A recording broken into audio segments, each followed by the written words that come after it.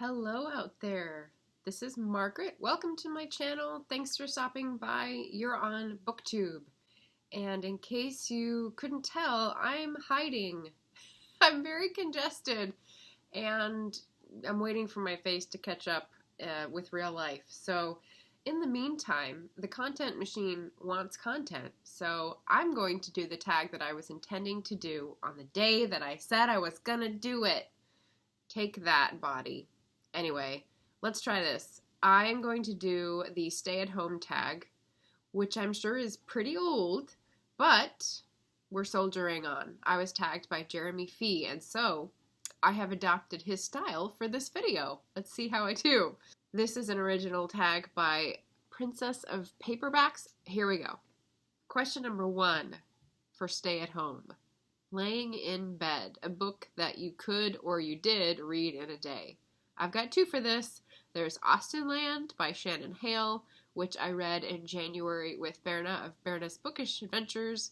I could have read that in a day, but I drew it out into 2 because it was so delicious. And then I would also say The Stolen Kingdom by Bethany Atazadeh, which is a fantasy fairy tale retelling of Aladdin, the original.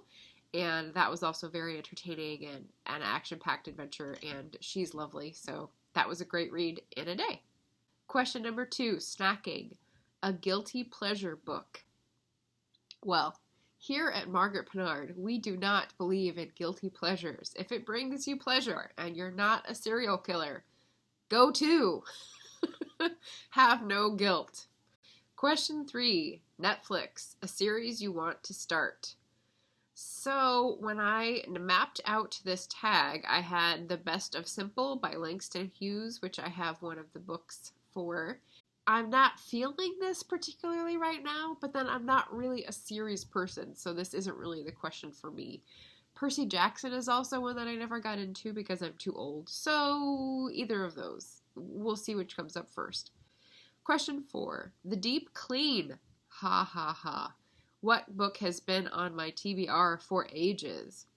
So for a while, when I was on that site that I am no longer using, whenever I would go to unread books, it would sort by shelving date. And the first one that would pop up was 6 Characters in Search of an Author by Pirandello. So I knew that was the longest shelved TBR. I have no plans to read this, so if anyone wants to help motivate me by reading this, let me know. Question number 5, Animal Crossing. Ugh. A book you recently bought because of the hype. And here I gotta tell you, I'm happy about this one. I bought The Street by Ann Petrie because of coffee and copyrights. So I'm looking forward to reading that this month, actually, and participating at Bree Locked Booktitions, live reading discussion at the end of the month. I'm not sure what's going to happen there, but I know she has an event up, so we'll see what happens there. Question 6, Productivity, a book that taught me something. I wasn't sure what to put for this. So recently, what I would consider a book that was teaching me something was Lean Out by Tara Henley and Clutter by Jennifer Howard. Those are both books by women who were looking at history, sociology, current affairs, personal lives, and really having an interesting take on the chosen topic. So Lean Out is about living in cities today and the madness, and Clutter, an untidy history, is about clutter and the madness, and the 2 themes really actually go together. Both highly recommended. Question number 7, FaceTime, a book that was gifted to me. And I don't like gifted because that's turning a noun into a verb. A book that was given to me, Creating a Forest Garden published by Martin Crawford. This was a beautiful hardcover book about the ancient but new again art of making a food forest, basically. It was just coming in when I was looking at those types of YouTube videos, so I expressed interest in it at the Pacific Northwest Booksellers Association fair, and they gave it to me so that I would hand sell it because I loved it and I knew more about it than the publisher's rep did. So Valid. Question 8, self-care. One thing you've done recently for self-care. So, I mean, I've got sort of a trifecta morning ritual. Reading is part of it. 15-minute increments of dance during the day. I try to get 2 of those in a day minimum. I put on my list buying some premium ice cream because, damn it, I'm a Panard and I'm worth it. We're an ice cream family. So there you have it, the stay-at-home book tag. Thank you, Jeremy, for tagging me, and thank you for having faith that I would eventually get to this tag. I was going to have discussion after this as well, like the stay-at-home thing, because we're so far into this experiment. It's like a big pause button, and it's hanging over our heads. At least that's what it feels like to me. And the thing about it that's not a pause button is that you can't press it. There's no back to normal resume button. So it just feels like this forever limbo feeling, which is not great.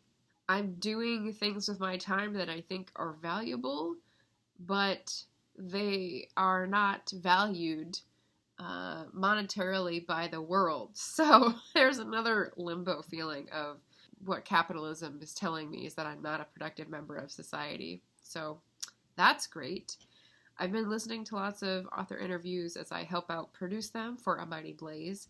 And one of the recent ones that was just amazing was with Kristen Hanna, author of The Nightingale, among other things. And she talked about how she reinvents herself pretty much completely every 7 years.